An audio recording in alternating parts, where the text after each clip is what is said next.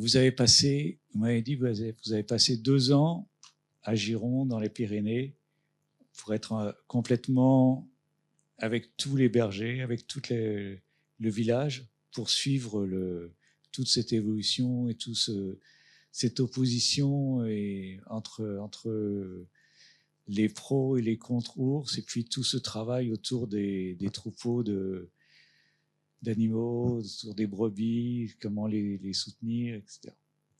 Oui, on a passé 2 ans, c'était pas que moi. J'étais avec Clément, notre chef-op, qui est ici aujourd'hui, et notre productrice sur le terrain, Léonore. Et effectivement, pour expliquer ce sujet sans faire d'interview, sans écrire le scénario avant, on était obligé de rester jusqu'à la fin de la carrière de Yves, et aussi pour Cyril, le jeune photographe, on était obligé de rester jusqu'à la fin de ces histoires. Donc c'était 2 ans, et au début c'était prévenu que ça sera 1 an, mais on a décidé de rester. Mais c'est formidable, parce que du coup, ça nous a donné la possibilité de voir ce berger qui veut arrêter tellement il a eu peur, et qui finalement arrive à dépasser cette peur et à reprendre le travail.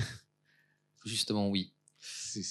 Malheureusement, Yves, il est plus à montagne. Ça fait 1 an qu'il est plus berger à Estremay.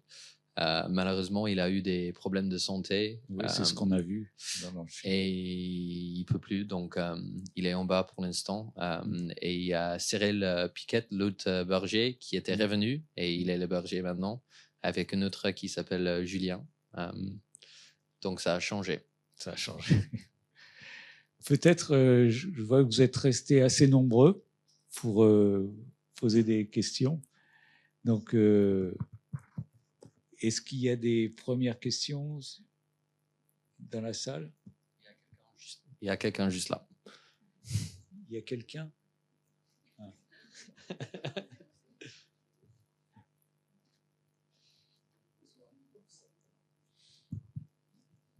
Bonsoir, je m'appelle Michael, je suis aussi réalisateur, j'habite à Courbevoie.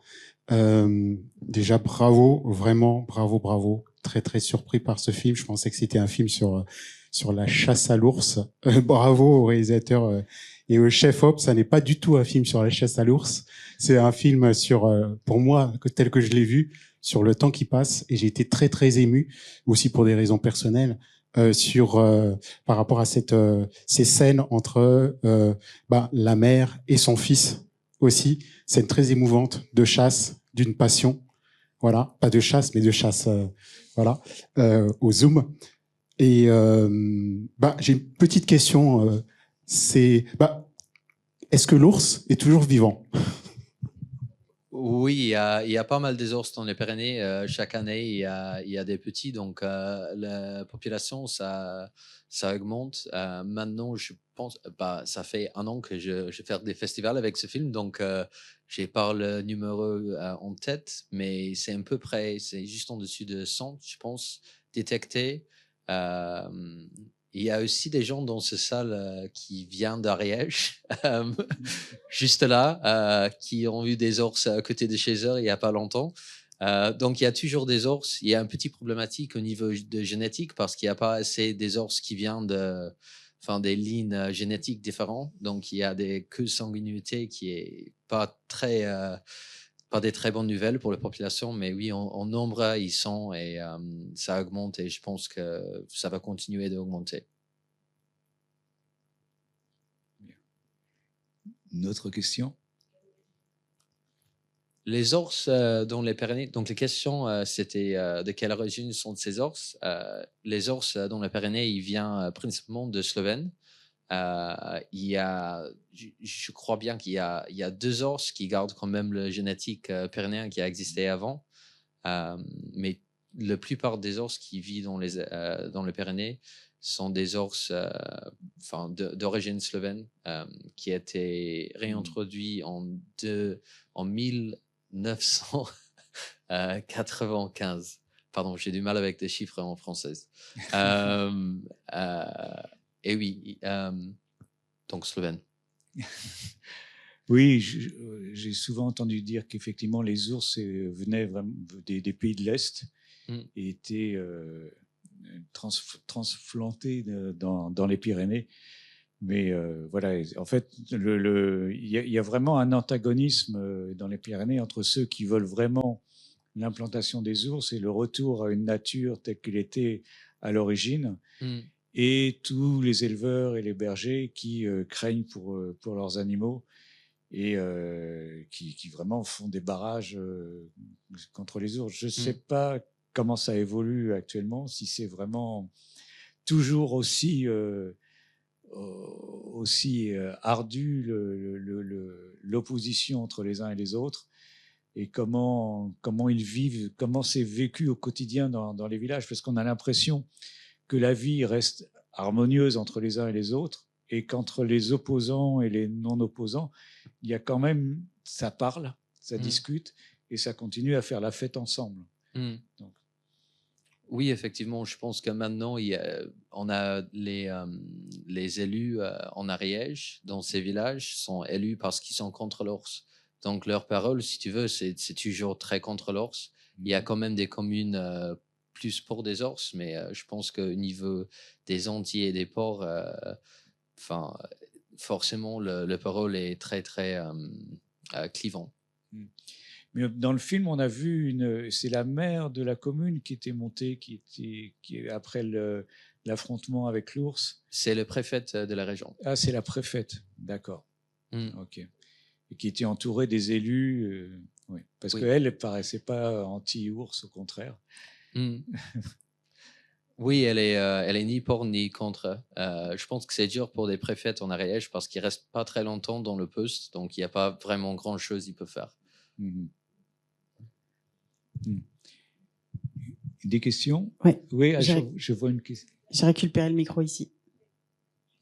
Il y a le micro. Hello Isabelle, magnifique, franchement ce film il est hyper émouvant. Non, on vous entend. Attendez le micro parce que sinon on vous entend. Je suis là. Et nous on vous voit pas d'ici. Moi je vous vois très bien. Juste là. C'est un gag. Bon.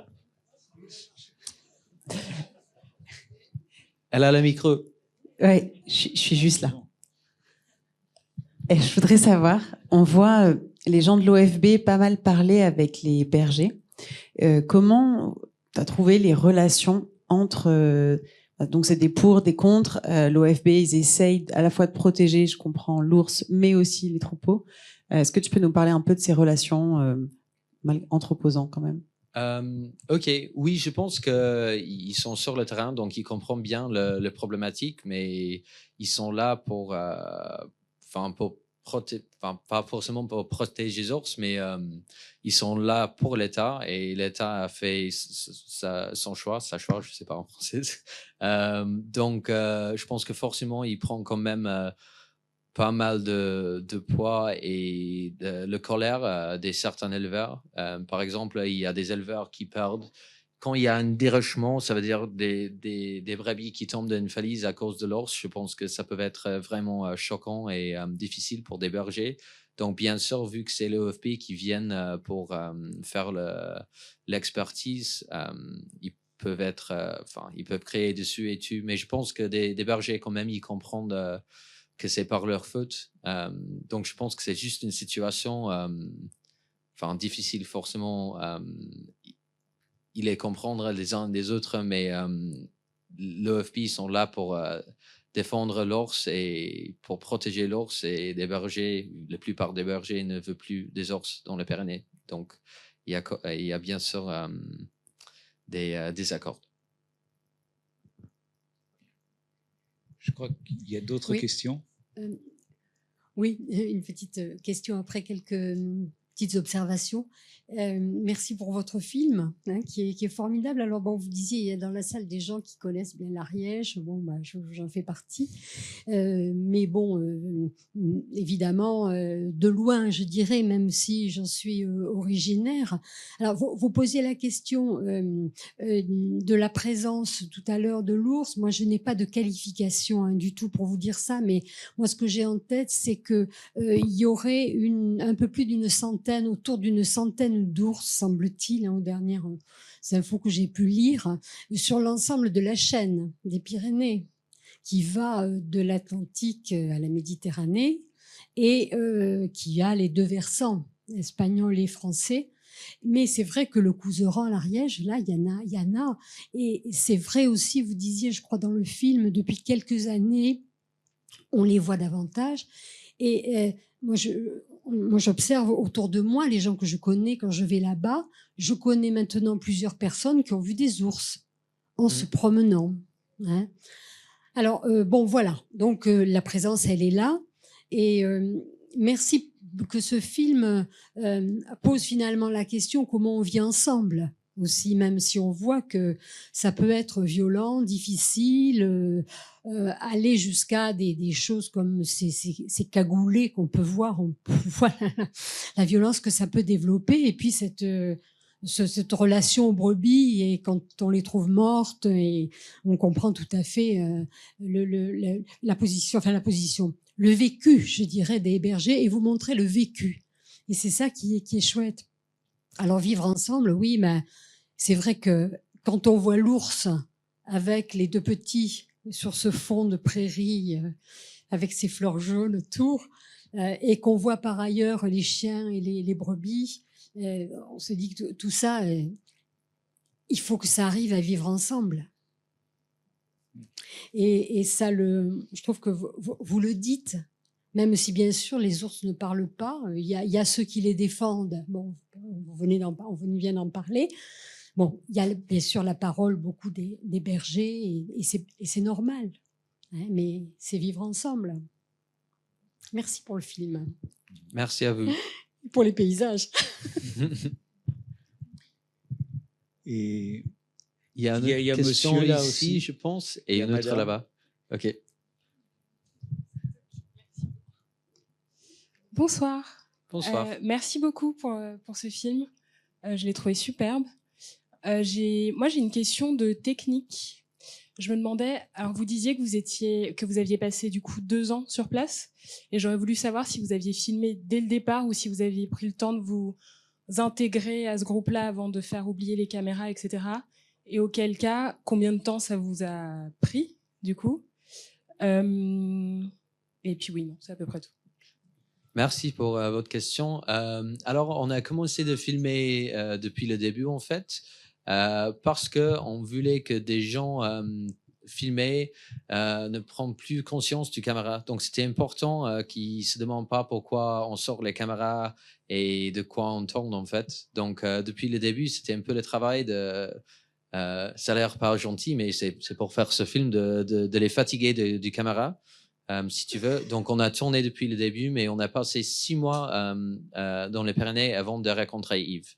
Donc, on a eu plusieurs personnages au début. On a eu une éleveuse qui s'appelle Gisèle, qui était magnifique aussi. Et oui, c'était vraiment une question qui peut accepter d'être embêté par une caméra tous les jours, qui est intéressant et qui va avoir une histoire...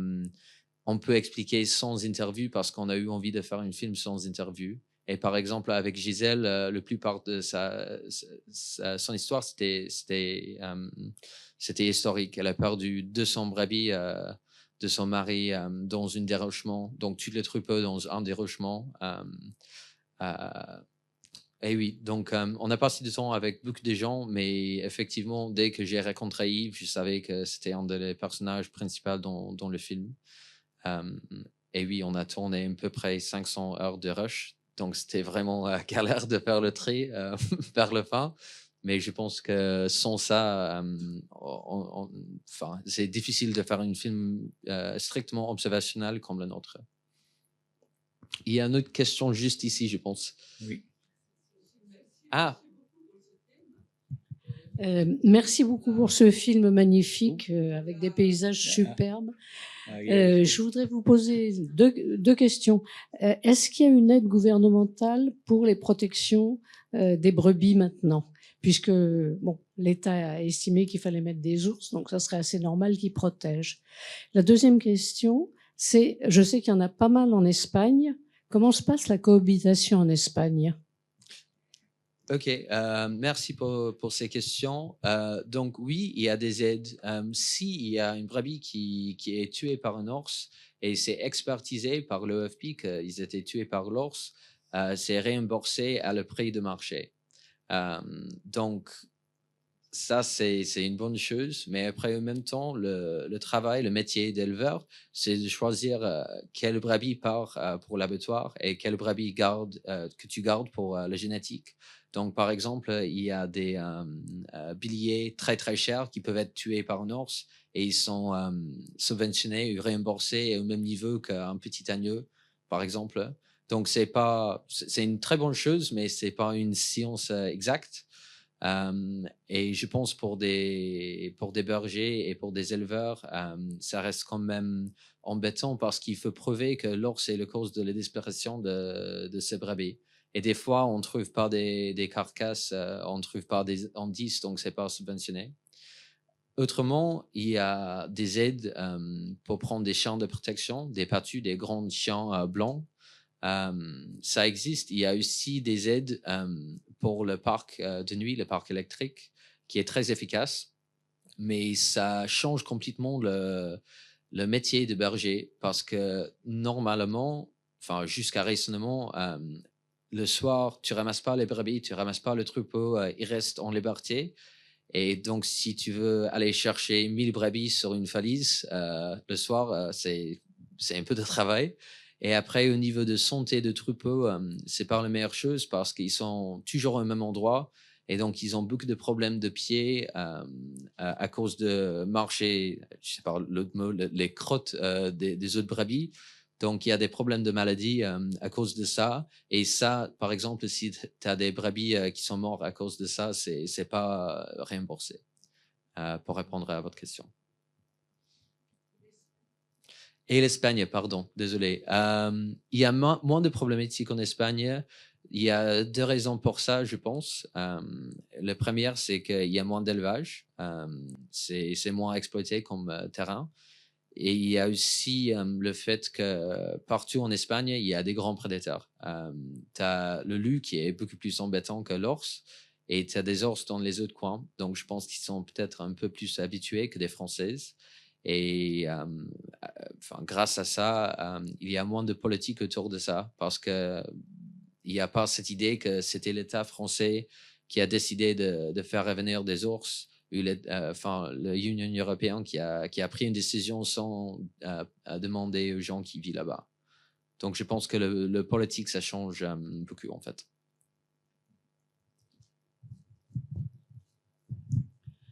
Merci aussi beaucoup pour ce film. C'est un petit peu comme la première personne qui a parlé. Je m'attendais à un film vraiment autour de l'ours, de voir l'ours partout sous toutes ses formes. Mais très, très vite, je me suis trouvée plongée dans une osmose, je dirais, extraordinaire entre les paysages, les personnages, les villages, les gens et la musique. Et j'aimerais savoir, vous avez vécu là-bas, vous avez tourné pendant 2 ans, vous avez dit.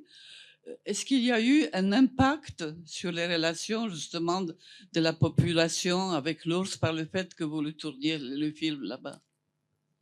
Merci. Je pense pas. Je pense qu'on n'a rien changé, malheureusement. On était là, on a appris plein de choses et c'était très intéressant aussi pour moi en tant que quelqu'un anglais de passer du temps dans les Pyrénées et je pense qu'on a eu un échange culturel, mais pas plus que ça. Malheureusement, je pense qu'on n'avait rien changé, mais on n'était pas là pour ça. Mais merci pour la question. Il y a des questions là.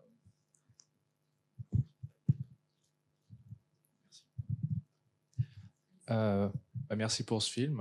Franchement, c'était super intéressant. Les plans étaient magnifiques, de très beaux plans de paysages. Ça fait plaisir de voir ça, surtout quand on habite en ville. Vous avez dit que vous êtes resté quand même 6 mois avant de commencer à tourner dans les Pyrénées.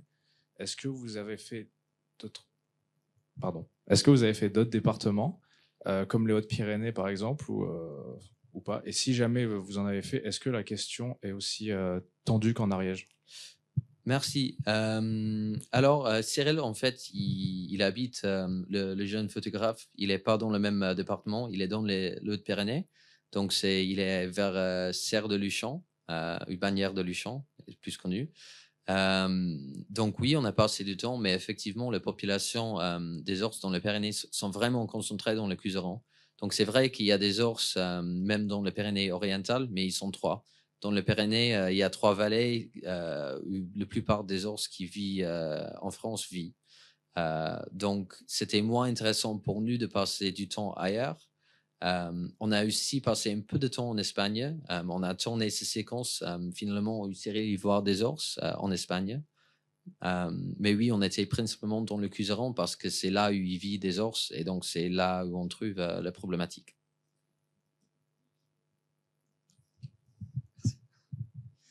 Merci, hein, c'était vraiment super. Je veux dire que j'étais impressionné par le travail de la caméra, c'est vraiment brillant.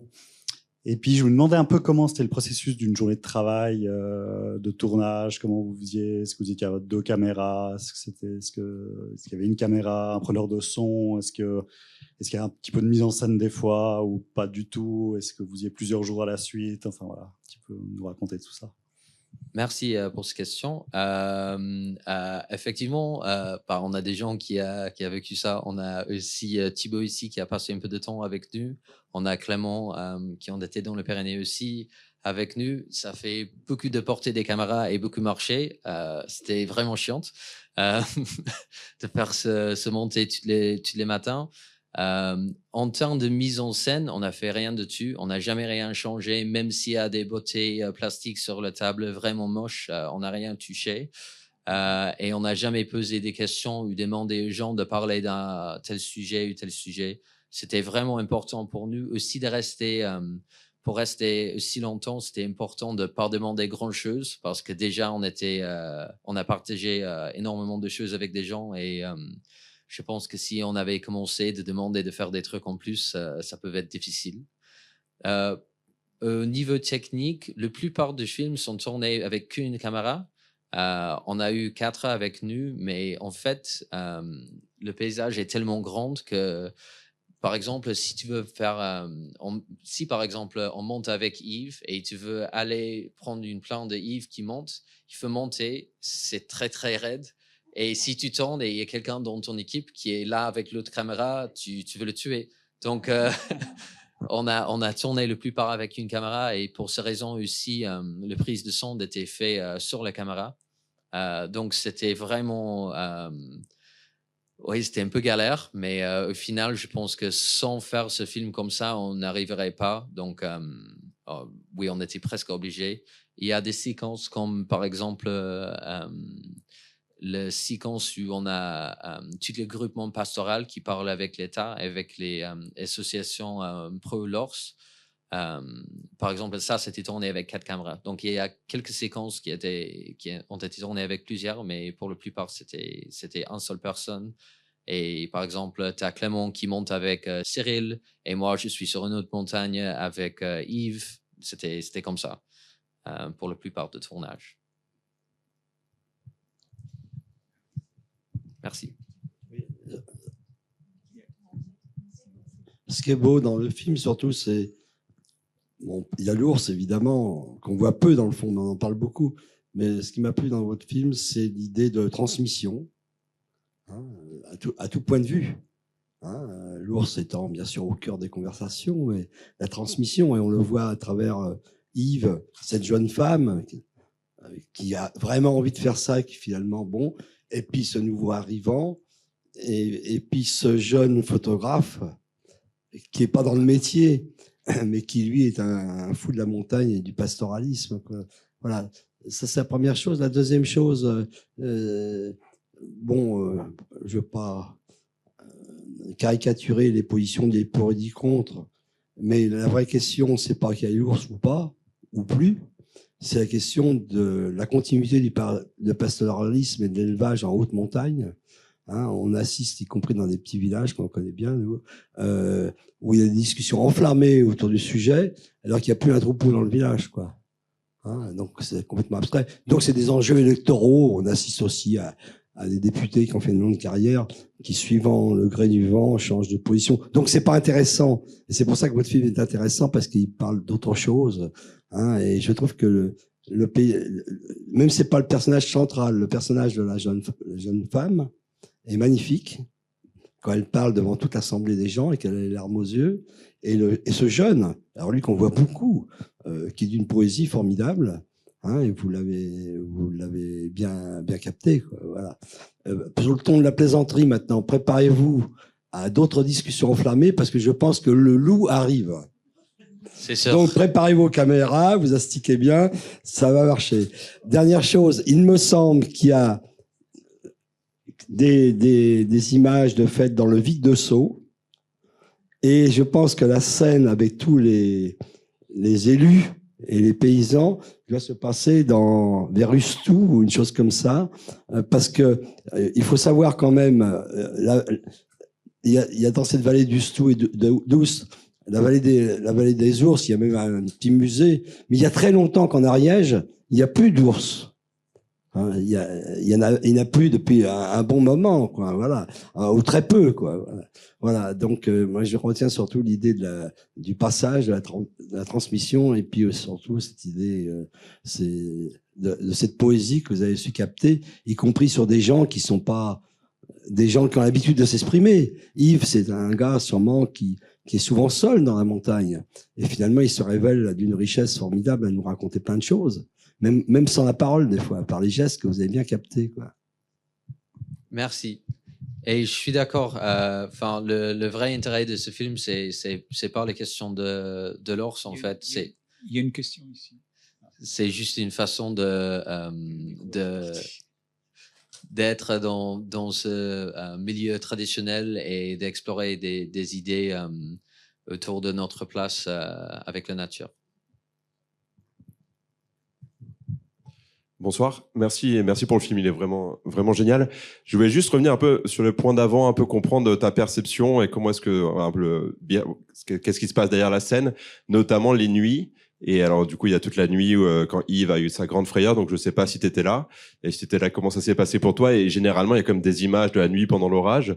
Donc comment est-ce que toi tu réfléchissais, genre quand ça se déclenchait et que les patous aboyaient, tu prends la caméra tout de suite, tu pars, ou est-ce que tu fais quand même attention de voir un peu ce qui se passe, parce que ça reste comme une situation assez dangereuse et qui doit être assez effrayante. Merci. Donc, en fait, on n'était pas là pour le soir avec Yves. Donc ça arrivait, j'étais rarement avec mes amis. J'ai passé 2 ans là-bas sans prendre vraiment vacances. Et la seule fois que j'étais pas en Ariège, j'étais quand même dans les Pyrénées, j'étais en Espagne. J'ai eu la nouvelle qu'Yves se fait attaquer par l'ours, qui a posé un grand problème vu est-ce qu'on peut dire grammaire du film en français? Oui, ok.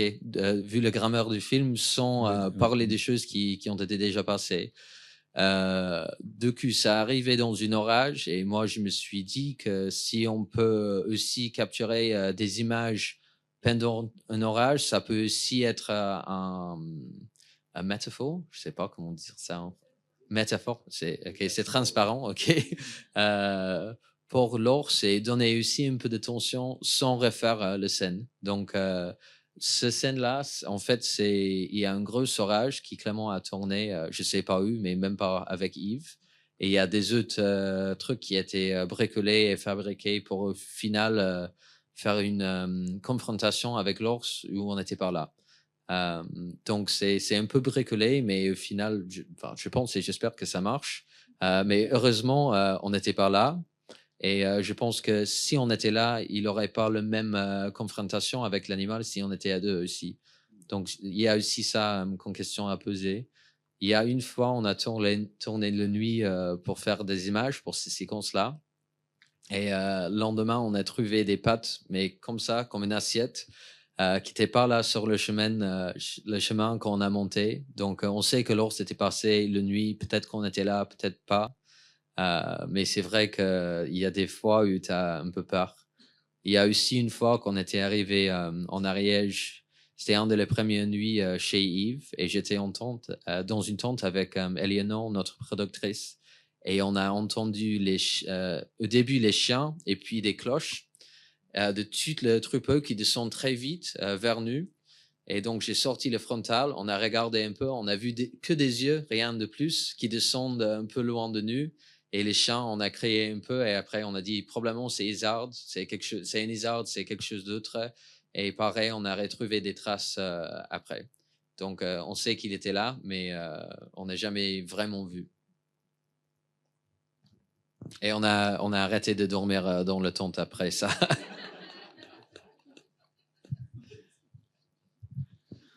Bon, salut Max. Salut. Moi, la première fois déjà que j'avais vu le film, parce que c'est la deuxième fois que je le vois, et j'ai vu 2 versions, c'est génial. Moi,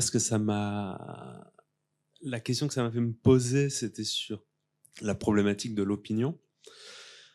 Surtout dans notre société actuelle où moi je vois l'opinion publique comme un arbre assez pauvre à 2 branches, pour ou contre. Voilà.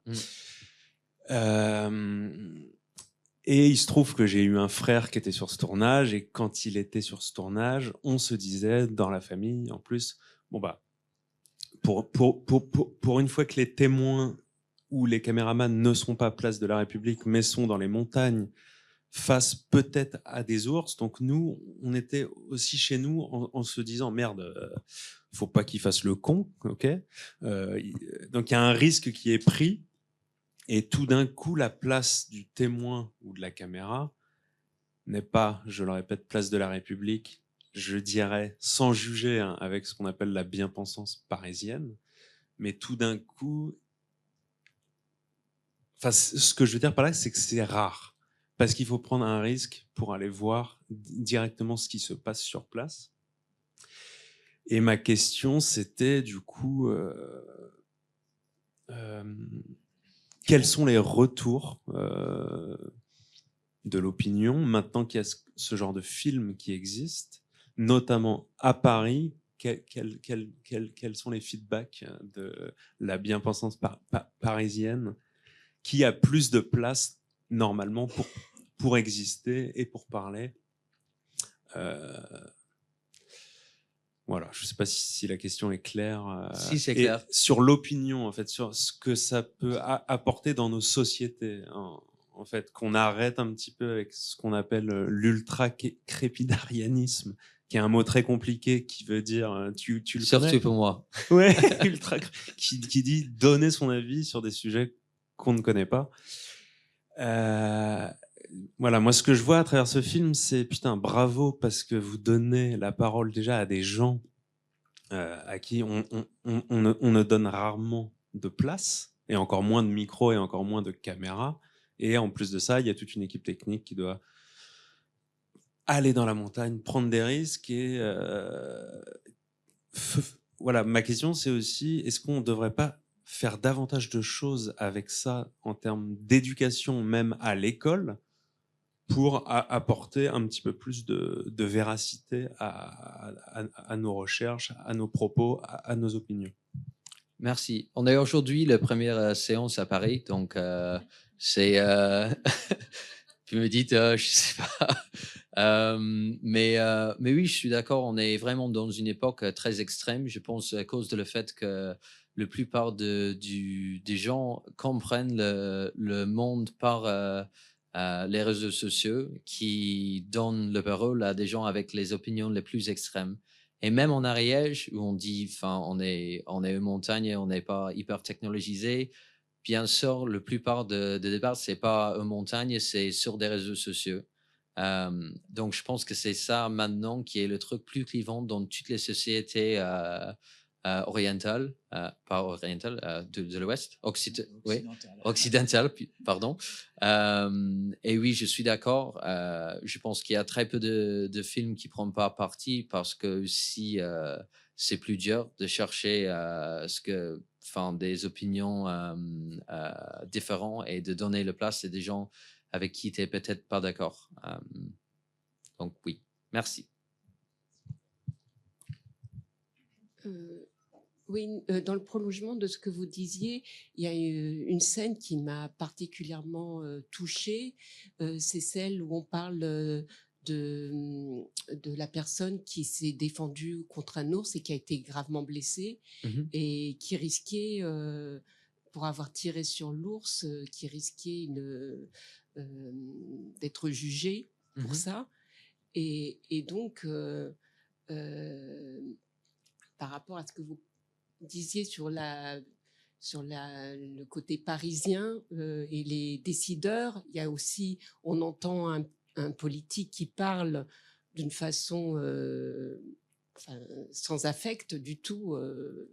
On comprend pas trop son discours d'ailleurs par rapport à ce que vivent les gens sur place, quoi.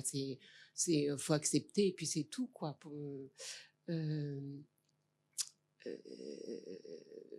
Oui, donc c'est ce retour-là qu'on aimerait avoir, quoi, par rapport à des sujets qui sont quand même aussi graves, quoi. La vie humaine, on comprend très bien que ce monsieur ait voulu sauver sa peau.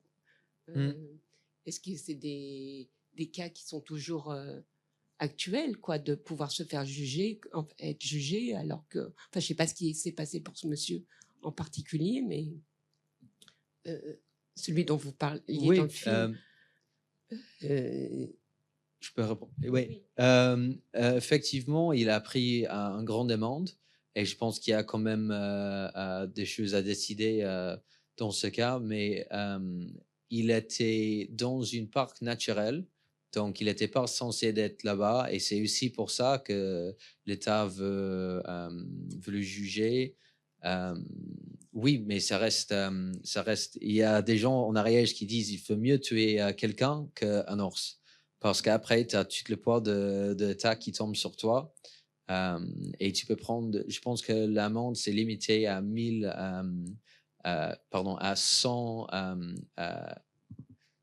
100 000 euros. Donc, c'est quand même énorme et tu peux être emprisonné aussi. Donc, oui, effectivement, c'est compliqué. Et il y a des cas dans lesquels des gens ont raison de tuer des animaux, bien sûr. Mais aussi, si on n'est pas strict avec ça, je pense qu'il y a aussi des gens en Ariège qui veulent tuer des ours. Donc, c'est dur de bien équilibrer la réponse de l'État, je pense aussi. Oui, merci, bonjour. D'abord, j'ai été effectivement fasciné par la qualité de l'image et du son. C'est magnifique. Et j'avais une question. Et vous avez tourné combien d'heures? Parce que finalement, on voit 1h30, mais pour arriver à 7h30, c'est quel travail? Nombre d'heures filmées, et puis ensuite, il y a un travail de composition qui est extraordinaire. Merci. C'était 500 heures des rushs. Et après, on a pris à peu près 1 an pour le montage. Donc, c'était assez long comme processus. C'est pas le seul film qui a énormément de rushs, mais c'est quand même un cas très extrême. Et oui, c'était heureusement l'écriture du projet était fait au même temps que le tournage. Et chaque journée, Thibaut et Clément peut dire ça. Tout le monde était obligé d'écrire ce qui s'était passé dans la journée, avec qui. Donc, on a eu quand même un montage déjà fait sur le papier. Et on savait, il y a des journées où il n'y a pas grand-chose d'intéressant. Donc, on a viré quelques journées. On n'a pas regardé toutes les rushs, mais on a presque tout regardé pour faire ce montage. Et c'était un travail énorme de la part de notre assistant monteuse et notre monteuse et aussi moi pour après essayer de faire une histoire qui a du sens avec tout ça. Parce qu'il y a aussi des personnages en avéré, il y a plein de trucs qui étaient pas finalement inclus dans le film final parce que personne n'a envie de voir un film qui dure 5 jours.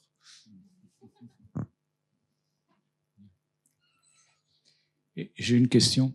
Est-ce qu'on peut être végétarien en Ariège? C'est très dur. Je me rappelle la première fois que j'étais venu en Ariège, j'étais avec parce que moi j'ai appris le français dans les Pyrénées pour faire ce film. Donc la première fois que j'étais venu dans les Pyrénées, c'était avec un ami qui parle français et lui il est végétarien et on était venu dans la ville de Foix je sais pas à quelle heure on s'était réveillé, mais c'était très tôt le matin et c'était à peu près 11h, donc on avait très faim. Et lui, il a demandé, on a vu que des trucs avec de viande, et il a demandé est-ce qu'il y a quelque chose végétarien? Et le monsieur, il a dit, monsieur, je suis désolé, mais la pharmacie, elle est en bas, il y a 200 mètres. Donc oui, compliqué. Et je pense hors de question de passer du temps avec Yves sans manger de viande. On a mangé aussi ce cochon que vous avez vu dans le film pendant 1 an, parce qu'on a fait du saucisson, du pâté, du jambon, du tout avec. Donc oui. Ok. Bon, ben, en tout cas, on vous remercie tous pour le film et d'être venus et d'avoir échangé avec nous tous. Merci. Merci. Et désolé que les cartons de début ont été en anglais. On a une version en français prévue. Merci. Merci. Au revoir.